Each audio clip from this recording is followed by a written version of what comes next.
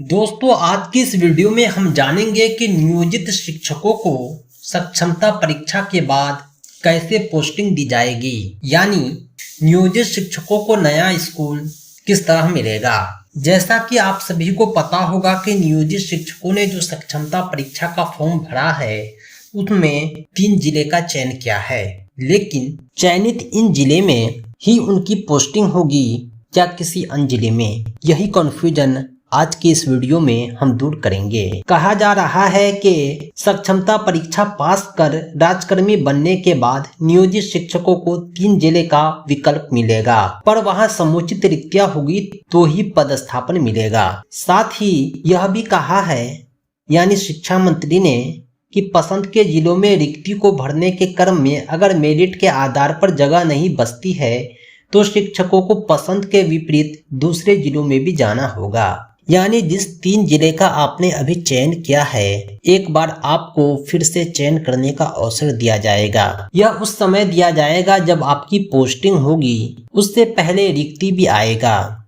किस जिले में कितनी रिक्ति है। आप जिस जिले का चयन करते हैं, अगर आप उस जिले में मेरिट में आते हैं तभी आपको वह जिला मिलेगा, अन्यथा दूसरा या तीसरा मिल सकता है। अगर आप कहीं भी मेरिट में नहीं आते हैं तो पूरे बिहार में किसी भी जिले में आपको रैंडमली भेज दिया जाएगा जहां रिक्ति होगी आपके कैटेगरी में, आपके विषय में। एक बात और कि जो शिक्षक न्यूनतम अंक लाते हैं, यानी अनारक्षित में 40%, कैटेगरी में 32%, तो वे पात्र माने जाएंगे, यानी सक्षमता परीक्षा में पास माने जाएंगे। लेकिन उन्हें पसंद का जिला तभी मिलेगा जब वे मेरिट में आएंगे। मेरिट पे आने के लिए आपको 60-70% नंबर होना चाहिए, जो फिक्स नहीं है। यह मेरिट लिस्ट जारी होने के बाद ही पता चलेगा कि कौन से जिले का कट ऑफ कितना गया है। बीपीएससी की पोस्टिंग प्रक्रिया को देखकर भी आप